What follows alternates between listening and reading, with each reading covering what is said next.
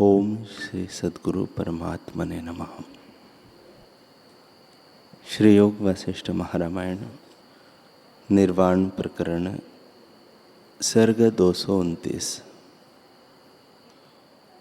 मुनीश्वर बोले, हे बधिक, प्रलय के क्षोभ में मैं भी भटकता था और जल में बहता था, परंतु पूर्व का शरीर मुझको विस्मरण न हुआ।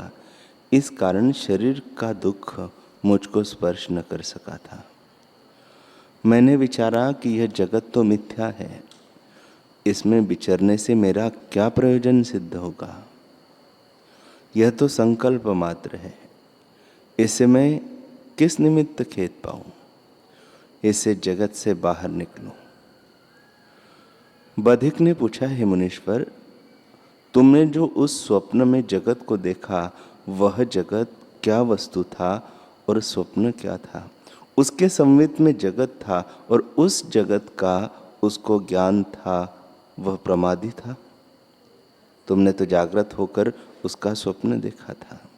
उसके हृदय में पहाड़ कहाँ से आया, और नदियाँ, वृक्ष आदि नाना प्रकार के भूत जाति और पृथ्वी, आकाश, वायु, जल, अग्नि आदि विश्व की रचना कहाँ से आई? वह सब क्या था? यह मेरा संशय आप दूर करें। जो तुम कहो कि अपने स्वप्न में तुम भी अपनी सृष्टि देखते हो, तो हे भगवान, हमको तो स्वप्न देख पड़ता है, उसे हम अपने स्वरूप के प्रमाद से देखते हैं। पर तुमने जागृत होकर देखा तो कैसे देखा? मुनीश्वर बोले, हे बधिक, प्रथम जो मैंने देखा था वह अपने को भूलकर उसके हृदय में जगत को देखा था, और दूसरी बार जो देखा वह अपने को जानकर जगत को देखा था। वह क्या वस्तु है सो सुनो। हे बधिक, जो वस्तु कारण से होती है वह सत्य होती है, और जो कारण बिना दिखती है वह मिथ्या होती है। मुझको जो सृष्टि उसके स्वप्न में दिखी थी वह कारण बिना थी, क्योंकि कारण दो प्रकार का होता है। एक निमित्त कारण, जैसे घट का कारण कुम्हार होता है, और दूसरा समवायक कारण, जैसे घट मृत्तिका का होता है। जो दोनों प्रकार से उत्पन्न करे वह कारण कहता है। पर आत्मा तो दोनों प्रकार से जगत का कारण नहीं है, वह अद्वैत है, इससे निमित्त कारण नहीं है, और समवायक कारण भी इसलिए नहीं है कि अपने स्वरूप से अन्यथा भाव को नहीं प्राप्त हुआ। जैसे मृत्तिका के परिणाम से घट होता है, वैसे ही आत्मा का परिणाम जगत नहीं है। आत्मा अच्युत है, वह जगत का कारण के बिना भासित हुआ था, इससे भ्रम मात्र ही था। हे बधिक, वस्तु वही होती है तो जगत की भ्रांति आत्मा में भासित हुई, इसलिए जगत आत्मरूप हुआ। जब सृष्टि उपजी न थी तब अद्वैत आत्मसत्ता थी। उसमें संवेदन जगने से जगत हुए कि नहीं उदय हुआ, सो क्या हुआ? जैसे सूर्य की किरणों में जल दिखता है तो वह किरण ही जल रूप प्रतीत होती है, वैसे ही यह जगत आत्मा का आभास है। आत्मा ही जगत रूप होकर भासित होता है। वहां न कोई शरीर था, न कोई हृदय था, न पृथ्वी, जल, वायु, अग्नि, आकाश था, और न उत्पत्ति और प्रलय था, न कोई और था, केवल चिन्मात्र रूप ही था। हे बधिक, ज्ञान दृष्टि से मुझे तो सच्चिदानंद ही भासित होता है। वह शुद्ध और सब दुखों से रहित परमानंद है। जगत भी वही रूप है। तुम सरीखे को जगत शब्द अर्थ रूप भासित होता है, सो आत्मा में कुछ हुआ नहीं, केवल चिन्मात्र सत्ता है। सर्वदा सबको आत्म स्वरूप ही भासित होता है। जो तू चाहे कि मुझको भी चिन्मात्र ही भासित हो, तो ऐसा समझ कि सब कल्पना मन से त्यागने पर उसके पीछे जो शेष रहेगा वह आत्मसत्ता है। सबका अनुभव रूप वही है। वह प्रत्यक्ष, शुद्ध, सर्वदा स्वभाव सत्ता में स्थित और अमर है। तू भी उस स्वभाव में स्थित हो। हे बधिक, आत्मसत्ता परम सूक्ष्म है, उसमें आकाश भी स्थूल है। जैसे सूक्ष्म अणु से पर्वत स्थूल होता है, वैसे ही आत्मा से आकाश भी स्थूल है। आत्मा में यही सूक्ष्मता है कि आत्म तत्व मात्र है, जिसमें कोई उत्थान नहीं, केवल निर्मल स्वभाव सत्ता और निराभास है। उसी में यह जगत भासित होता है, इससे वही रूप है। जैसे काल में क्षण, पल, घड़ी, प्रहर, दिन, मास, वर्ष, युग संज्ञा हो जाती है, सो काल ही है। वैसे ही एक ही आत्मा में अनेक नाम रूप वाला जगत होता है। जैसे एक बीज में पत्ते, टहनी, फूल, फल, नाम आदि होते हैं, वैसे ही आत्मा में अनेक नाम रूप वाला जगत होता है। वह आत्मा से भिन्न कुछ नहीं, सब आत्म स्वरूप है। जो आत्मा से भिन्न भासित हो, उसे ब्रह्मात्र जानो। जैसे संकल्प पूर्ण होता है, वैसे ही यह जगत है। हे बधिक, आत्मा में जगत कुछ बना नहीं, वही आत्मा तेरा अपना अनुभव रूप और परम शुद्ध है। उसमें न जन्म है न मृत्यु। वह चिदाकाश अपना आप है, वही तेरा अपना अनुभव रूप शुद्ध सत्ता है। उसको नमस्कार है। हे बधिक, तू उसमें स्थित हो, तब तेरे दुख नष्ट हो जाएंगे। यह जगत अज्ञानी को सत्य लगता है और ज्ञानवान को सदा आकाश रूप दिखता है। जैसे एक पुरुष सोया हो और एक जागता हो, तो जो सोया है उसको स्वप्न में महल आदि जगत दिखता है, और जो जागता है उसको आकाश रूप है। वैसे ही अज्ञानी को जगत दिखता है और ज्ञानवान को आत्म रूप है।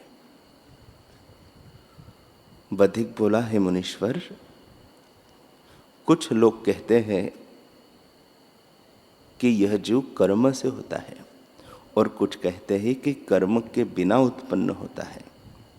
इन दोनों में सत्य क्या है? मुनीश्वर बोले, हे बधिक, आदि में जो परमात्मा से ब्रह्मा आदि उपजे है, वे कर्म से नहीं हुए हैं। वे कर्म बिना ही उत्पन्न हुए हैं। उन्हें न कहीं जन्म है और न कर्म है। वे ब्रह्म स्वरूप ही है। उनका शरीर भी ज्ञान रूप है। वे और अवस्था को नहीं प्राप्त होते। उनको सर्वदा अधिष्ठान आत्मा में अहम प्रतीति है। हे बधिक, सृष्टि के आदि में जो ब्रह्मादिक उपजे है, वे ब्रह्म से भिन्न नहीं, और जो अनंत जीव उपजे है और जिनका आदि में ही आत्मपद से प्रकट होना हुआ है, वे भी ब्रह्म रूप है। ब्रह्म से कुछ भिन्न नहीं। आदि सबका चेतन ब्रह्म स्वयंभू है, परंतु ब्रह्मा, विष्णु, रुद्र आदि को अविद्या ने स्पर्श नहीं किया। वे विद्या रूप है। दूसरे जीव अविद्यावश प्रमाद करके परतंत्र हुए हैं। वे कर्म करके कर्म के वश हुए हैं और संसार में शरीर धारण करते हैं। जब उनको आत्मज्ञान की प्राप्ति होती है तब वे कर्म के बंधन से मुक्त होकर आत्मपद को पाते हैं। हे बधिक, आदि में जो सृष्टि हुई है वह कर्म के बिना उपजी है। ये जीव पीछे अज्ञान के वश ही कर्म के अनुसार जन्म मरण देखते हैं। जैसे स्वप्न की सृष्टि आदि में कर्म के बिना उत्पन्न होती है और पीछे कर्म से उत्पन्न होती भासती है, वैसे ही यह जगत है। आदि में जीव कर्म के बिना उपजे हैं और पीछे कर्म के अनुसार जन्म पाते हैं। ब्रह्मादि के शरीर शुद्ध ज्ञान रूप है। ईश्वर में जीव भाव दिखता है, पर उस काल में भी वह ब्रह्म स्वरूप ही है, क्योंकि उन ईश्वरों के कर्म कोई नहीं, केवल आत्मा ही उनको दिखता है। आत्मा से भिन्न कुछ नहीं। जैसे स्वप्न में दृष्टा ही दृश्य रूप होता है और नाना प्रकार के कर्म दिखते हैं, परंतु और कुछ हुआ नहीं, वैसे ही जो कुछ जगत दिखता है सो सब चिन्मात्र स्वरूप है और कुछ नहीं। सुख दुख भी वही भासित होता है, परंतु अज्ञानी को जब तक जगत की प्रतीति होती है तब तक वह कर्म रूपी फांसे से बंधा हुआ दुख पाता है। जब स्वरूप में स्थित होगा तब कर्म के बंधन से मुक्त होगा, किंतु वास्तव में न कोई कर्म है और न किसी को बंधन है। यह मिथ्या भ्रम है। केवल आत्मसत्ता अपने आप में स्थित है। दूसरा कुछ हो तो मैं कहूं कि इस कर्म ने इसको बंधन किया है। यह जगत आत्मा में ऐसा है जैसे जल में तरंग होता है, सो भिन्न कुछ नहीं। जल से तरंग उत्पन्न होता है, सो किस कर्म से होता है और क्या उसका रूप है। जैसे वह जल रूप ही है, वैसे यह जगत भी आत्म स्वरूप है। आत्मा से इतर कुछ नहीं। जो कुछ कल्पना कीजिए वह अविद्या मात्र है। हे बधिक, जब तक यह संवित बहिर्मुख जगती है तब तक जगत भासित होता है और कर्म होते दिखते हैं। जब संवित अंतर्मुख होगी तब न कोई जगत रहेगा और न कोई कर्म देख पड़ेगा। तब सब आत्मसत्ता ही भासित होगी। जैसे मुझको सदा आत्मसत्ता भासित होती है, वैसे ही तुमको भी भासित होगी। हे बधिक, जो ज्ञानवान पुरुष है उनको जगत आत्म तत्व दिखाई देता है, और जो अज्ञानी है उनको प्रमाद से द्वैत रूप भासित होता है। इससे वह पदार्थों को सुख रूप जानकर पाने का यत्न करता है। सुख से सुखी और दुख से द्वेष करता है, पर परमानंद जो आत्मपद है उसके पाने का यत्न नहीं करता। ज्ञानवान सदा परमानंद में स्थित है। उसको सब जगत ब्रह्म स्वरूप ही दिखाई देता है। हे बधिक, सब जगत जो तुमको दिखता है वह चिन्मात्र स्वरूप ब्रह्म है। न कोई स्वप्न है, न कोई जागृत है, न कोई कर्म है और न कोई अविद्या है। सब ब्रह्म स्वरूप सदा अपने आप में स्थित है, उसमें और कुछ नहीं। जैसे जल में आवर्त होता है परंतु जल से भिन्न कुछ नहीं होता, वैसे ही ब्रह्म में जगत हुए कि नहीं भासित होता है परंतु ब्रह्म से भिन्न कुछ नहीं है। तो विचार करके सब जगत ब्रह्म स्वरूप देख, तब तेरे दुख मिट जाएंगे। जब तक विचार करके स्वरूप न पावेगा तब तक दुख न मिटेगा। जब स्वरूप को पावेगा तब सब कर्म नष्ट हो जाएंगे। जितना विचार होता है उतना ही सुख मिलता है। जहाँ विचार उत्पन्न होता है वहां से अविद्या नष्ट हो जाती है। जैसे जहाँ प्रकाश होता है वहाँ अंधकार नहीं रहता, वैसे ही जहाँ सत्य असत्य का विचार उत्पन्न होता है वहाँ अविद्या का अभाव हो जाता है। वह फिर संसार चक्र में नहीं फंसता बल्कि परम पद को प्राप्त होता है। जिस ज्ञानवान को यह पद प्राप्त हुआ है वह दुखी नहीं होता। मुनीश्वर बोले हैं बधिक, जो ज्ञानवान पुरुष है वह अवश्य उस परमानंद को प्राप्त होता है जिसके पाने से इंद्रियों का आनंद सुख तृण सा तुच्छ प्रतीत होता है। वैसा सुख पृथ्वी, आकाश और पाताल में भी कहीं नहीं मिलता जैसे सुख ज्ञानवान को प्राप्त होता है। जिसको ऐसा आनंद प्राप्त हुआ है वह किसकी इच्छा करे। आत्मानंद तब प्राप्त होता है जब आत्मज्ञान का अभ्यास होता है। आत्मा शुद्ध और सर्वदा अपने आप में स्थित है। जो कुछ आगे देख पड़ता है वह अविद्या का विलास है। जब तो अपने स्वरूप में स्थित होगा तब तुझको सब ब्रह्म ही भासित होगा। हे बधिक, पृथ्वी आदि तत्व जो देख पड़ते हैं वे वास्तव में है नहीं। ये जो कुछ होते तो इनका कारण भी कोई होता, पर जब ये है ही नहीं तब इनका कारण किसको कहिए।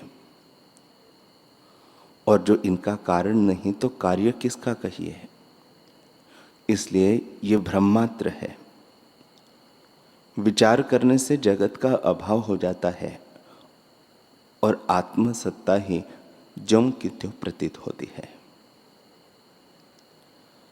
जैसे किसी को रस्सी में सर्प दिखता है, पर जब वह भली प्रकार देखता है तब सर्प का भ्रम मिट जाता है और ज्यों की त्यों रस्सी ही दिखती है। वैसे ही विचार किए से आत्मसत्ता ही भासित होती है। जैसे आकाश में संकल्प का कल्प वृक्ष अथवा देवता की प्रतिमा रचकर उससे प्रार्थना करो तो अनुभव से कार्य सिद्ध होता है। वैसे ही जितना जगत तू देखता है सो सब संकल्प मात्र और अनुभव रूप है। जैसे स्वप्न में नाना प्रकार की सृष्टि स्वप्न मात्र है, वैसे यह सब विश्व ब्रह्मा के संकल्प में स्थित है। आदि में परमात्मा से कर्म के बिना जो सृष्टि उपजी है वह किंचन आभास रूप है। फिर आगे जो ब्रह्मा ने रचा है वह संकल्प रूप है। फिर आगे जीव अज्ञान से कर्म करने लगे, तब उन कर्मों से उत्पत्ति होती देख पड़ती है। जैसे स्वप्न में स्वप्न की सृष्टि ब्रह्मात्र होने पर भी दृढ़ भासती है। जब तक स्वप्न की अवस्था है तब तक जैसा वह कर्म करेगा वैसा ही भासित होगा, और जब जाग उठे तो न कहीं कर्म है न जगत है। वैसे यह सब संकल्प मात्र है, ज्ञान से इसका अभाव हो जाता है।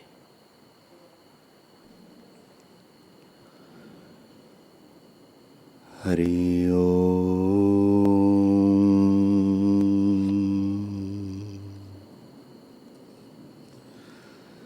हरि ओम।